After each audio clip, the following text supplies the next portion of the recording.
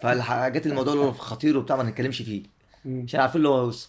وفي لعيبه كانت ذكيه بتشغل مخها. ايه بقى؟ لو حاجه عايزه توصل للاداره اه تبقى يقول قدام عشان هو عارف اللي هو اللي بيوصل. كان كل كان يقعد حاجه. مع اللعيبه يسمع الكلام من اللعيبه اللي يطلع اللي هو اشرف اللي بلغ فكان الكواليس بيجي اللي هو بتحصل. بالاجتماع يقول لك حصل واحد اتنين تلاته امبارح. مين مرتضى منصور؟ اه. طب بالنسبه بقى للناس اللي بتتكلم بتقول ان في لعيبه بتبقى عصافير للمدير الفني والمجلس الاداره او رئيس النادي، هل في فتره من الفترات في اي نادي انت كنت متواجد فيه كان بيحصل الكلام ده؟ في كتير. نادي ايه؟ في. حصل معاك في الزمالك؟ اه. كان في عصافير في كان في الزمالك؟ حد بيروح يطلع يبلغ المستشار على كل حاجه. لعيب؟ لعيب. شاف اول اسم. مش هينفع تقول اسمه؟ طبعا. كان بيقول له ايه؟ لا ما اعرفش هو يقول له بقى. يعني اللي كل بيحصل حاجه. الكواليس اللي بتحصل في الاوضه بيروح يبلغها. كان الكواليس بيجي اللي هو بتحصل. بالاجتماع يقول لك حصل واحد اتنين تلاته امبارح. مين مرتضى منصور؟ اه. يعني وانتوا كلاعيبه كنتوا عارفينه؟ اه. طب كنتوا بتتعاملوا معاه ازاي؟ نتكلم معاه عادي. كان بيلعب اساسي؟ لا ما كانش بيلعب اصلا. ما كانش بيلعب. ودي الظاهره الغريبه. طب هو مستفيد ايه؟ انا مش عارف. ممكن بقى يكسب بونت بس ما اعرفش. طب بس كمل في الزمالك سنين كتيره كمل 3 سنين بعدين ما مشيت. اصلا. طيب. فمش. طب وده كان لعيب يعني اسمه كبير؟ اه. هو لعيب موهوب سبحان الله. موهوب. فانا مش هينفع اقول اسمه. طب ليه يعني؟ لا مستحيل اقول اسمه. كنت قلت على اسم المدرب اللي قال لي كذا. انت شكلك خايف. لا ما عمري ما بخاف من حد. ما بخافش من حد الحمد لله بس ما بحبش يزعل حد مني.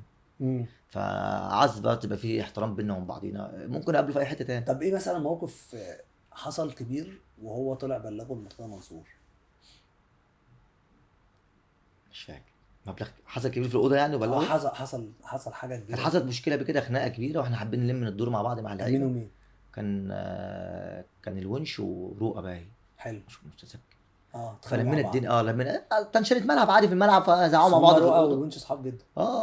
نفذت ملعب عادي يعني. اه.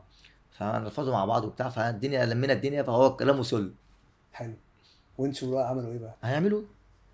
هم عارفين اللي بلغ مثلا رمضان. اه. هيعملوا مع رمضان. بس يبقى كله بيقلق منه برضه. طبعا. فالحاجات الموضوع اللي خطير وبتاع ما نتكلمش فيه امم. عشان عارفين اللي هو هيوصل. وفي لعيبه كانت ذكيه بتشغل مخها. ايه بقى؟ لو حاجه عايزه توصل للاداره اه تبقى يقول قدام عشان هو عارف اللي هو اللي بيوصل. بجد اه والله؟ والله. زي ايه مثلا؟ اه والله حاجات كتير بتحصل قدامنا غريبه. اه. فهي الكوره كده يعني في الحلو وفي الوحش. امم. بس فعلا حوار العصافير ده طلع موجود. في كل حته مش في الزمالك بس. طب ايه تاني كل موقف؟ الانديه. كل الانديه؟ في انديه كتيره.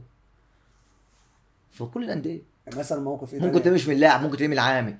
عامل؟ ممكن تلاقي من لا العامل. احنا بنتكلم كلاعب يعني. اه انا بقول لك مش من اي حد مش شرط اللعيبه بس. مم. ممكن يكون اداري. بس ممكن لو هو مدرب يجي عامل. يسمع ويروح مبلغ. طب لو هو الكوره عايز عامل. يكسب البونت. لا في الزمالك عموما يعني، لو هو عامل او مدرب، طب ما هو الاداره هي اللي بتحطه، فطبيعي يعني هيبقى برضه انا بياخد بتكلم رأي برضه الطرف. ما انت بتسمي لي ليه دايما بتسمي لي مش الزمالك؟ بسمي لك، اصل ما انت لعبت في بتقول. 8 انديه اشمعنى الزمالك كل شويه تسمي لي قول لي مين الزمالك؟ النادي التاني اللي كان حصل في فيه انديه عصافير؟ كتير في كل الانديه تلاقي كده. زي. في كل الانديه. ما انت لعبت مع بتروجيت انا ولعبت لعبت مع. انا لعبت في الانتاج الحربي كان في كده. مين بقى، مدرب ولا عامل ولا لا مدرب؟ عامل. عامل. كان كل كان يقعد حاجه. مع اللعيبه يسمع الكلام من اللعيبه اللي يطلع اللي هو اشرف اللي بلغ اللي هو اشرف عامر يبلغ كل حاجه. فهي الكوره كده. كرة كده. اه طبعا.